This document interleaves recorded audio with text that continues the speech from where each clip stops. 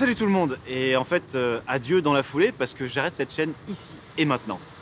Parce que ce que je prétendais faire, en gros, c'était un travail de journalisme. Et en faisant des recherches récemment, je me suis rendu compte que le journalisme, en fait, c'était totalement illégal, même potentiellement criminel. Et moi, j'ai quand même des valeurs, donc il est hors de question que je participe à des activités criminelles.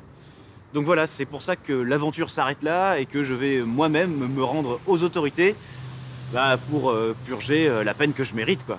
Bon bref, voilà, sur ce, je vous dis quand même à la prochaine, parce que quand je sortirai de prison, j'ai prévu de lancer un business de coach en développement personnel un peu original qui va se baser en gros sur les enseignements des philosophes contemporains comme Raphaël Enthoven ou Michel Onfray. Allez, à plus.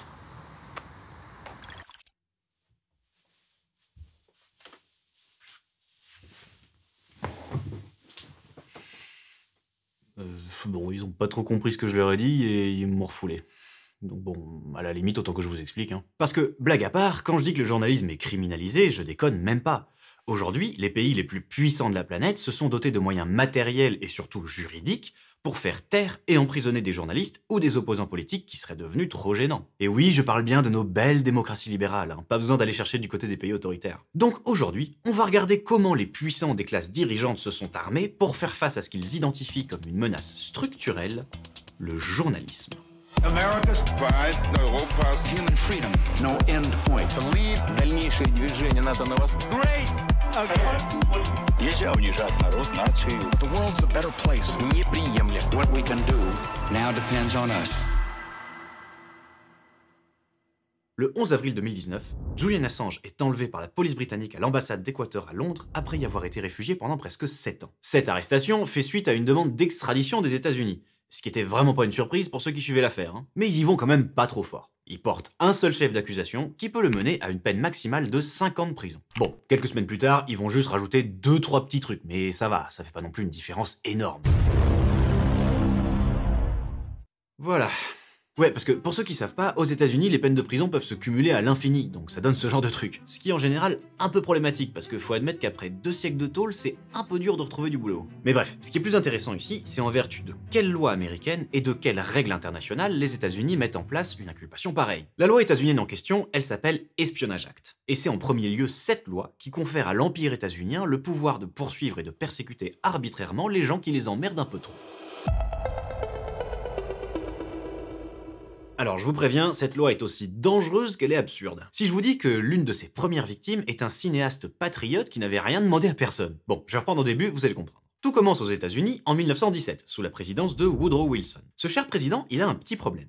Il a été réélu en 1916 sur la promesse de ne pas faire entrer les États-Unis dans la Première Guerre mondiale qui était en train de déchirer l'Europe. Le truc bête, c'est qu'il change d'avis l'année suivante. Et qu'est-ce que vous voulez, c'est des choses qui arrivent. Donc pour que la pilule passe, il va devoir mettre en place tout un appareil de guerre et donc entre autres une législation adaptée. C'est pour ça qu'il propose en 1917 le fameux Espionnage Act, qui, comme son nom l'indique, va servir à enfermer des espions étrangers, des opposants politiques. Et oui, donner des noms trompeurs à des lois liberticides, c'est pas nouveau comme pratique. Et quand on analyse plus d'un siècle d'utilisation de cette loi, on se rend bien compte qu'elle a pas grand chose à voir avec l'espionnage. Le but principal de Wilson à l'époque, c'est de museler les opposants à l'entrée en guerre, ou même les gens qu'on pourrait peut-être légèrement soupçonner de miner l'effort de guerre, volontairement ou non. Par exemple, il y a un pasteur qui a pris 15 ans de prison pour avoir distribué des tracts anti-guerre basés sur les enseignements du Christ. Mais mon anecdote préférée, c'est celle de Robert Goldstein, le cinéaste dont j'ai parlé il y a 2 minutes. Ce mec a réussi à réaliser son rêve, produire un grand film épique sur la guerre d'indépendance des États-Unis face à la couronne britannique dans les années 1770. Le projet est très ambitieux, mais il finit par voir le jour en 1917. En soi, le film est très patriote. Mais le petit problème, c'est que forcément, il met en scène les Britanniques sous un jour très défavorable. Or, dans la Première Guerre mondiale nouvellement rejointe par les États-Unis, les Britanniques, c'est des alliés. Du coup, Goldstein est condamné en vertu de l'Espionnage Act pour avoir entaché l'image d'un allié de guerre. Bon, ça c'est des cas entre gros guillemets marrants, mais qui montrent un peu l'ampleur du danger de cette loi et de sa mise en pratique. Il y a des problèmes structurels majeurs dans sa formulation qui la rendent potentiellement inconstitutionnelle, c'est-à-dire incompatible avec la Constitution des États-Unis, qui est le sommet de la pyramide juridique du pays. Si on lit bien la loi et ses différents amendements, on se rend compte qu'une personne peut être condamnée pour détention, recherche, transmission ou diffusion d'informations relatives à la défense nationale. Aucune distinction n'est faite sur le statut de la personne, ni sur l'intention qu'elle aurait en diffusant des informations secrètes. Autrement dit, le texte met dans le même panier un espion d'une puissance étrangère, un lanceur d'alerte qui voudrait dénoncer des crimes et un journaliste qui publierait la dénonciation. Voilà, un espion russe ou un journaliste américain, c'est pareil, comme ça on s'emmerde pas. Ensuite, la loi ne permet pas de construire une défense à partir de l'intention avec laquelle une personne agit. C'est-à-dire que si vous diffusez des documents secrets dans le but de dénoncer des crimes par exemple, eh ben vous pourrez même pas vous défendre devant le tribunal en invoquant ce but légitime, ce sera pas pris en compte. Que vous ayez diffusé des infos dans le but de nuire au pays ou pour révéler des crimes au grand public, aux yeux de la loi, ça ne fait aucune différence. Et enfin, gros problème de cette loi, elle est faite pour condamner la diffusion d'informations classifiées ou relatives à la défense nationale. Mais ceux qui décident si une info est de défense nationale ou non, ou qui décident de classifier ou non une information, bah c'est le gouvernement. Donc, ce pouvoir unilatéral de classification d'informations combiné à la formulation de l'espionnage acte donne aux dirigeants la possibilité de poursuivre arbitrairement des lanceurs d'alerte et des journalistes. Et le bilan réel, c'est plus de 100 ans de répression politique. Pendant la période de la Première Guerre mondiale et l'entre-deux-guerres, elle a été l'outil principal de la persécution politique des mouvements opposés à la guerre, mais surtout des partis socialistes ou communistes. William Haywood, surnommé Big Bill, un grand leader charismatique du mouvement ouvrier socialiste à l'époque, a même été obligé de s'exiler en URSS suite aux persécutions politiques menées contre lui par le gouvernement. Dans le même genre, le leader socialiste historique Eugene Debs a été condamné à 10 ans de prison suite à un discours contre la guerre prononcé en 1918. Je m'arrête à ces deux exemples pour aller vite, mais il y en a vraiment beaucoup d'autres. Dès ses débuts, l'espionnage acte est employé de manière systématique pour réprimer et emprisonner les opposants politiques. This isn't freedom. This is fear. Dans l'entre-deux-guerres, puis pendant la période de la Seconde Guerre mondiale, les socialistes sont toujours dans le viseur, mais le nouvel ennemi du pouvoir, c'est la presse noire. Des menaces et des attaques juridiques sont régulièrement lancées, leurs locaux sont très souvent victimes de raids illégaux par le FBI, bref, c'est l'enfer. Mais heureusement, au moins, ils n'ont jamais été condamnés juridiquement, notamment grâce à leur habileté dans des négociations avec le pouvoir et à l'appui d'associations de défense des libertés civiles qui pesaient beaucoup dans le paysage politique. Mais en juin 1942, nouveau moment important. Le président Roosevelt essaie de faire condamner le Chicago Tribune, un journal conservateur bien établi dans le paysage. L'opération finit par échouer, mais ça reste un précédent majeur. On peut maintenant brandir l'espionnage acte même contre une presse bien installée. J'aime pas trop beaucoup ça. Allez, on va accélérer un peu et faire un petit saut dans le temps d'une trentaine d'années. On est toujours aux États-Unis en 1971, en pleine guerre du Vietnam. Et cette fois-ci, notre personnage principal, c'est Daniel Ellsberg, un analyste qui travaille à la Rand Corporation. C'est une sorte de gros cabinet de conseil en stratégie militaire et diplomatique qui travaille très étroitement avec l'armée et le gouvernement. Et donc Ellsberg, à la base, c'est un bon petit soldat de son pays.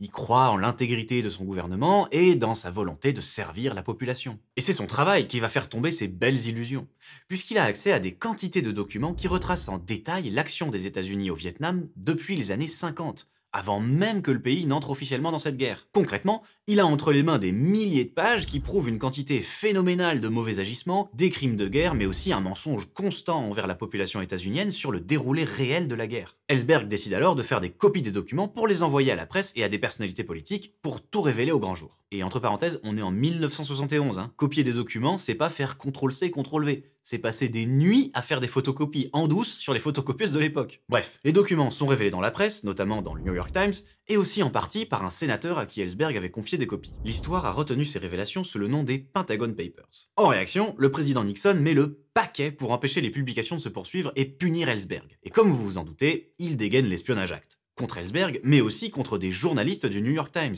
Deuxième tentative majeure d'attaque de la presse. Mais Nixon, il est pas là pour déconner, donc il s'arrête pas en si bon chemin. Il va mettre en place tout un tas d'écoutes illégales sur tous les gens qu'il juge plus ou moins proches d'Ellsberg, et même des perquisitions sans mandat, c'est-à-dire des cambriolages en fait. Il va jusqu'à créer une équipe qu'il appelle les plombiers, pour faire tout le sale boulot. Et les types vont même cambrioler le cabinet du psychiatre d'Ellsberg pour y chercher des trucs compromettants. Un jour, ils ont même reçu l'ordre direct de Nixon de mettre physiquement Ellsberg hors d'état de nuire. Ce qui n'a heureusement pas eu lieu au final. Et paradoxalement, c'est tout ça qui a sauvé le lanceur d'alerte, puisque toutes ces actions hautement illégales ont été révélées en 1973. C'est le fameux scandale du Watergate, qui a conduit à l'impeachment de Nixon et à l'abandon de toutes les charges contre Ellsberg et ses associés. Et là, il faut bien noter que c'est une victoire en demi-teinte, parce que l'annulation du procès a eu lieu pour des raisons extérieures à la procédure.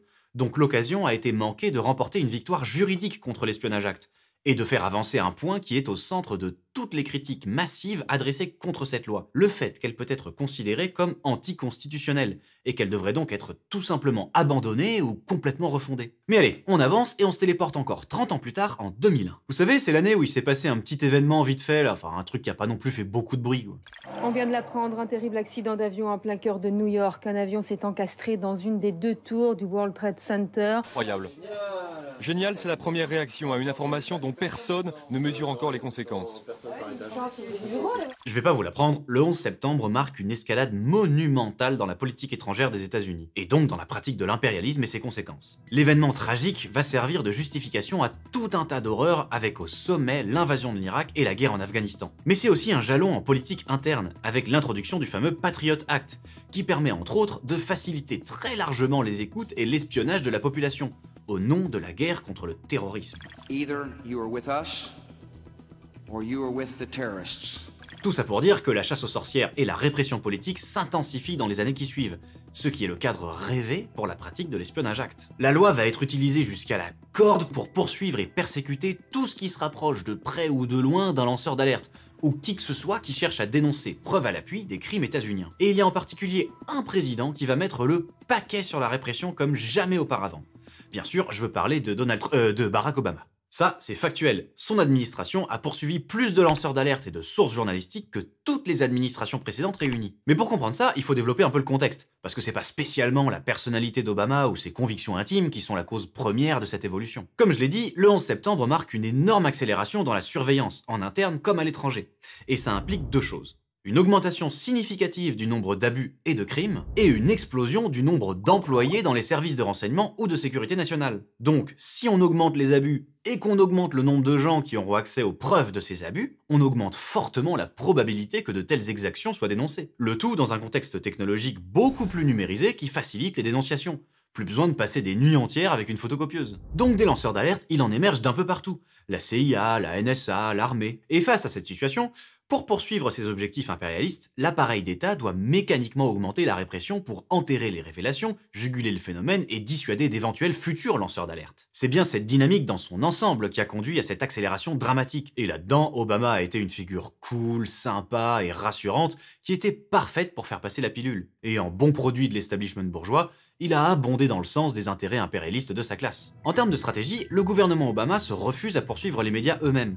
Leur tactique, c'est de s'attaquer aux sources, c'est-à-dire les lanceurs d'alerte, les gens qui appartiennent à une structure comme la CIA ou la NSA, et qui font fuiter des documents internes à la presse. Juridiquement, ça génère moins de controverses que d'attaquer directement un journal. Et concrètement, il y en a eu 8. Les plus connus sont John Kiriakou, un responsable de la CIA qui a dénoncé le programme de torture de l'agence, Edward Snowden qui a révélé les écoutes massives de la NSA dans le monde entier, y compris de dirigeants alliés, et Chelsea Manning, une ancienne analyste militaire au sein de l'armée qui a fourni à Wikileaks la fameuse vidéo Collateral Murder, mais aussi les journaux de guerre afghans et irakiens et les câbles diplomatiques américains. Et donc on retombe sur Wikileaks et notre ami Julian Assange, qui, pendant la moitié de la présidence d'Obama, est réfugié dans l'ambassade d'Équateur à Londres. Et ça fait un moment que des procédures comme celle du grand jury de l'État de Virginie sont entreprises contre lui. Mais le gouvernement Obama a beau se creuser la tête pour trouver un moyen de l'attaquer juridiquement, ils finissent par y renoncer. Parce que Wikileaks est bel et bien un éditeur de presse, un média. Et comme je l'ai dit plus tôt, ça, l'administration Obama ne veut pas y toucher. Selon le département de la justice, ils ne peuvent pas attaquer Wikileaks sans attaquer le New York Times et d'autres médias pour exactement les mêmes raisons. Mais cette situation va évoluer vers le pire. Parce qu'en 2017, il y a un petit nouveau qui arrive à la Maison Blanche. You are attacking our news organization. Can you give us... You are fake news. Sir. Grab him by the pussy. And then I see the disinfectant by injection inside or... Ah, ça nous avait manqué tout ça. No! Concrètement, en ce qui concerne la répression des lanceurs d'alerte, il s'inscrit dans la continuité de son prédécesseur. Il n'arrive pas à atteindre son score, mais, vous en faites pas, il va se rattraper autrement. C'est l'administration Trump qui va encore franchir un pas et utiliser l'Espionnage Act pour inculper Julian Assange, donc un journaliste qui n'est même pas états-unien et qui n'a commis aucune faute dans ce pays. Fin 2020, la procédure de première instance du procès d'Assange a eu lieu au Royaume-Uni pour décider si oui ou non il serait extradé vers les États-Unis. Et alors la gueule de ce procès, c'est simple, il y a absolument rien qui va. Franchement, vous êtes pas prêts. Comme je l'ai dit au début, Assange est essentiellement accusé de violation de l'Espionnage Act. Donc déjà, si vous avez bien suivi la première partie, vous comprenez le problème. On utilise contre lui une loi qui est spécifiquement conçue comme un outil de répression politique, et qui n'a servi, depuis son adoption en 1917, qu'à enfermer ou menacer des opposants, des lanceurs d'alerte et des journalistes. Mais le deuxième énorme problème, vous l'avez peut-être déjà déduit, l'Espionnage Act est une loi états-unienne, et Julian Assange est un citoyen australien, qui n'a pas commis de crime ou de délit sur le sol états-unien. Donc comment font les États-Unis pour l'inculper alors qu'il n'est pas sous leur juridiction? Allez, je vais prendre le temps pour développer un peu ça. Et ben en fait, ils le font.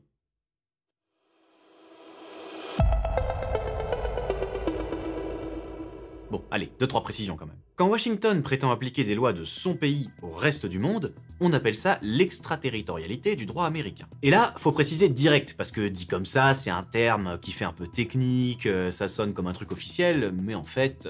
c'est de la merde. Cette notion ne repose sur aucun principe de droit international.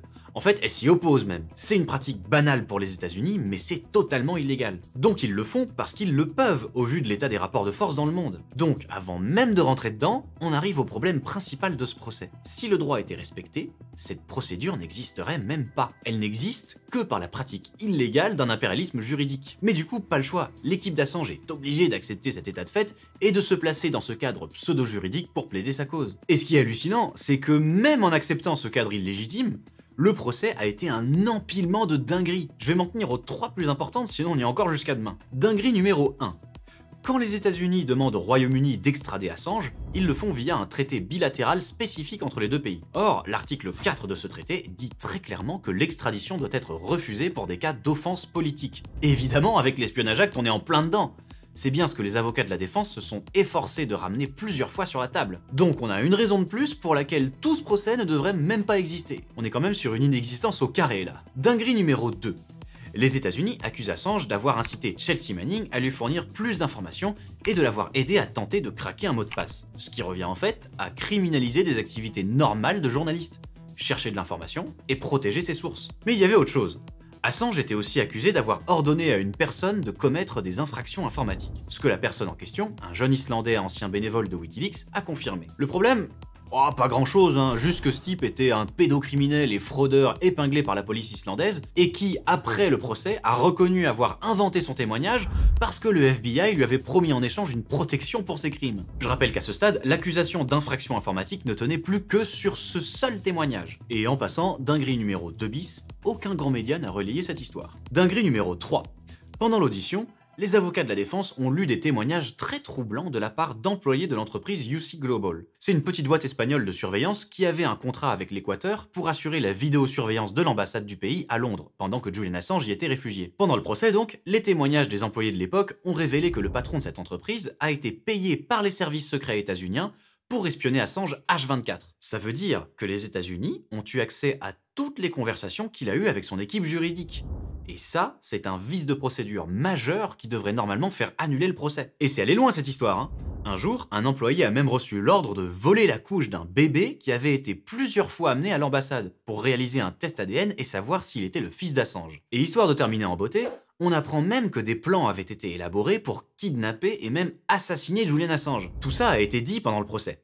Mais une enquête réalisée encore plus tôt par The Grey Zone avait déjà révélé plusieurs de ces éléments, et le tout a été définitivement confirmé en 2021 dans un média mainstream grâce à des témoignages de sources au sein même de la CIA. Ces pratiques honteuses et totalement illégales sont étroitement similaires à celles que Daniel Ellsberg, ses proches et ses associés avaient subies 50 ans plus tôt pendant la saga des Pentagon Papers. Et c'est justement ça qui avait provoqué l'annulation complète du procès d'Ellsberg, et même la démission forcée du président Nixon. Donc, en toute logique, et d'après Ellsberg lui-même, ces nouvelles informations auraient dû avoir les mêmes conséquences pour Assange. Mais visiblement, les temps ont changé, et pas pour le mieux. Et allez, dinguerie bonus, ça c'est plus récent. Bruce Afran, un avocat et professeur de droit états-unien, a mis en lumière un nouvel élément. Dans le droit américain, si une loi est destinée à être appliquée en dehors du territoire des États-Unis, alors ça doit être inscrit dans le texte même de cette loi. Or, dans l'Espionnage Act, il n'y a aucune indication là-dessus. Donc, même selon le droit américain, cette loi ne peut pas être utilisée contre Assange si on se fie à l'analyse de Bruce Afran. Troisième raison pour laquelle ce procès n'aurait pas dû avoir lieu. On passe à une inexistence au cube. Pourtant, tout ça est bel et bien arrivé. Et le jugement final est tombé le 4 janvier 2021. La juge Vanessa Baritzer a refusé l'extradition de Julian Assange aux États-Unis.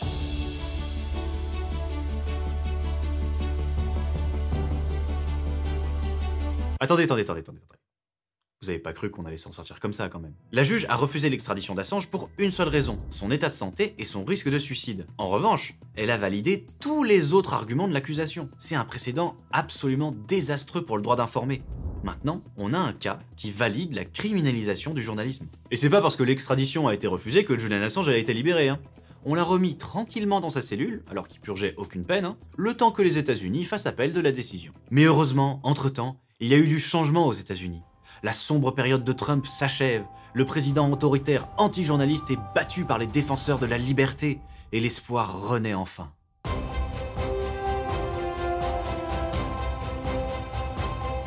Our message is this. Journalism is not a crime. Ça n'a rien changé. Voilà, point suivant. Évidemment, l'administration Biden a marché dans les pas de Trump et a poursuivi la procédure et a donc bien fait appel. Let's finish this job. I know we can. Et comme la seule raison du refus d'extradition était l'état de santé d'Assange, les délibérations en appel ne vont porter que sur ce seul sujet. La santé et la vie d'Assange sont-elles réellement en danger s'il est extradé et détenu aux États-Unis? C'est bien pratique pour eux, parce qu'il n'y a plus de débat sur le fond même de l'affaire, qui invalide complètement la procédure depuis le début. Donc leur stratégie, à partir de là, c'est de fournir des garanties à la Cour que Julian Assange sera bien traité aux États-Unis, qu'il ne sera pas mis en isolement dans une prison de haute sécurité, qu'il recevra des soins, et qui pourra même purger sa peine en Australie. Bon déjà, on peut au moins se poser la question de la confiance réelle qu'on peut accorder à ce genre de garantie. Non, parce que je sais que c'est vrai qu'en général, le gouvernement américain ne ment jamais. Il est composé de gens de parole qui tiennent toutes leurs promesses.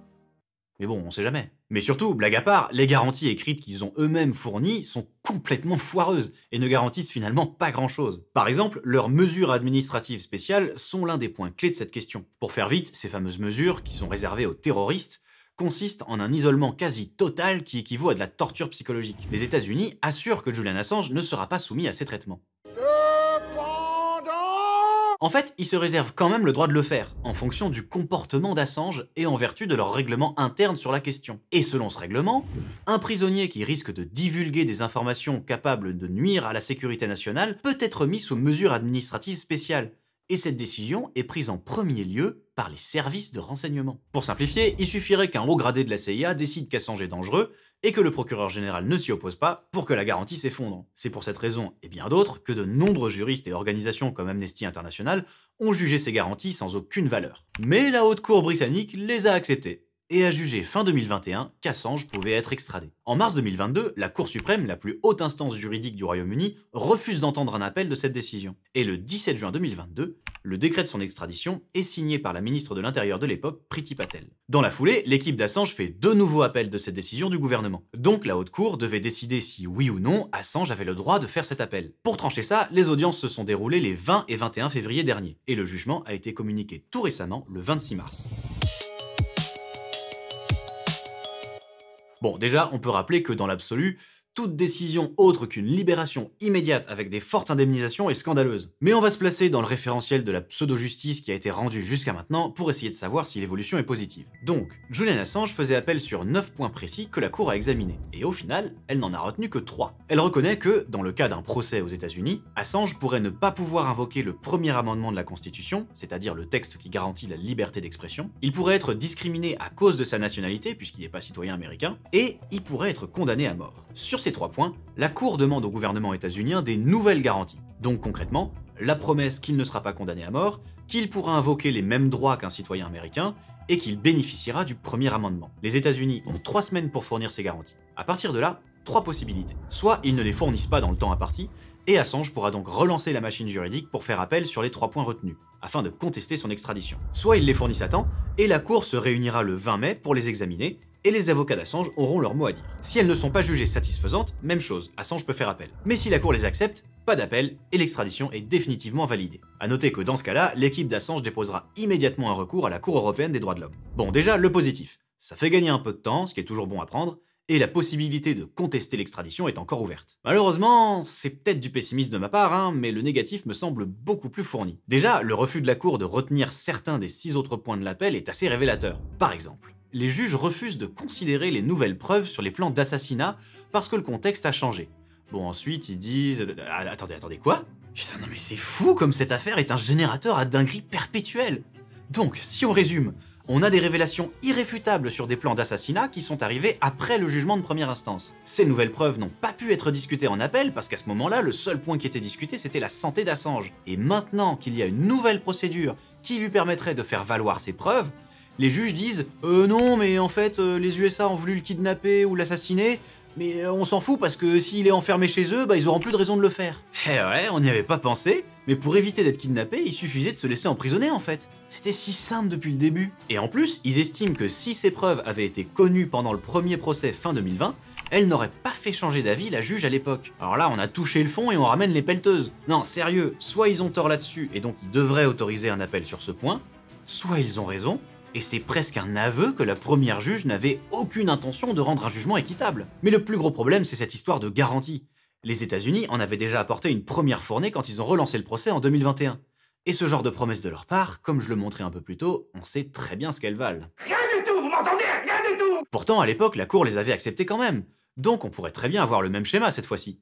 Des garanties bidons, la Cour dit ok, et hop, extradition. Mais même si c'est pas le cas, même si Assange est finalement autorisé à faire appel, c'est encore une relance de la machine infernale pseudo-juridique. C'est encore des mois, voire des années supplémentaires d'enfermement dans la prison de Belmarsh, dans des conditions atroces, sans visibilité sur l'issue de la situation, alors que son état de santé est apparemment si bas qu'il n'a même pas pu assister aux 2 jours d'audience en février dernier. Donc dans le meilleur des cas, on prolonge encore cette situation scandaleuse de mort à petit feu. Avant de conclure, je tiens à remercier sincèrement Laurent Doré, Myriam Laribi et Victor Dédage pour leur relecture du script de cette vidéo et de la précédente, et pour l'aide qu'ils m'ont apporté sur pas mal de points de l'affaire. J'ai fait le choix de développer le cas d'Assange pour plusieurs raisons, mais la première, c'est qu'il représente 2 choses de manière flagrante. D'abord, pour l'instant, c'est le point culminant de la guerre des puissants contre le droit à l'information.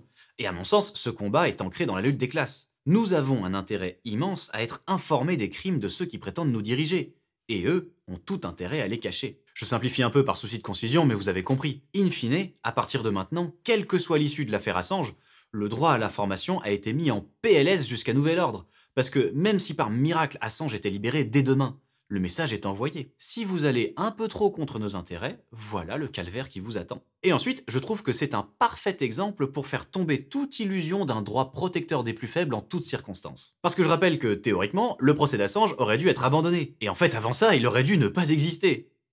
3 fois. Les gouvernements des États-Unis ne pouvaient pas poursuivre Assange en droit. Donc ils l'ont fait quand même. Le droit reste une abstraction. Il faut toujours analyser les rapports de force politiques qui le produisent ou qui permettent de le foutre à la poubelle. Et si vous avez suivi cette vidéo jusqu'ici, vous avez compris que l'évolution de ce rapport de force n'est pas vraiment rassurante. Donc n'hésitez pas à soutenir mon travail si ça vous plaît, parce que ce rapport de force va falloir sérieusement commencer à l'inverser. Allez, portez-vous bien, et à la prochaine.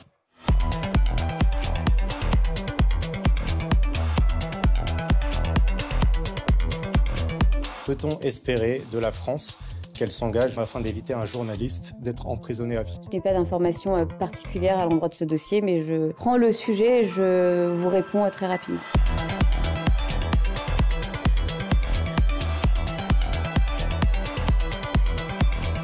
La seule grille de lecture à avoir, excusez-moi, dans un état de droit, c'est de respecter le temps judiciaire. Donc, ne commentons pas les décisions de justice.